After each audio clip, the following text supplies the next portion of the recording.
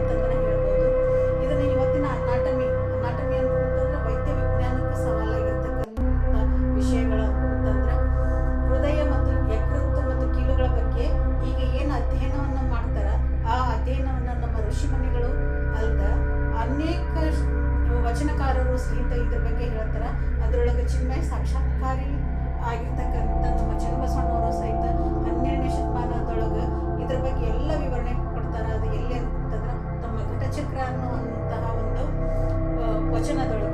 ಈ ಎಲ್ಲವನ್ನು ತಿಳ್ಕೊಳ್ಳುವಂತಹ ಒಂದು ವಿಷಯ ಯಾವುದು ಅಂತಂದ್ರೆ ಚಕ್ರ ಬ್ಯಾಲೆನ್ಸಿಂಗ್ ಕೋರ್ಸ್. ಅಂದ್ರೆ ಇವತ್ತಿನ ವಿಜ್ಞಾನ ಇನ್ನೂ ತೊಟ್ಟಿಲೊಳಗೆ ಇರುವಾಗನ ನಮ್ಮ ಋಷಿಮುನಿಗಳು ಮತ್ತು ವಚನಕಾರರು ಅಂದ್ರೆ ಶರಣರು ಎಷ್ಟೊಂದು ತಮ್ಮ ವಿಜ್ಞಾನ ಅನ್ನುವಂಥ ಸೂರ್ಯ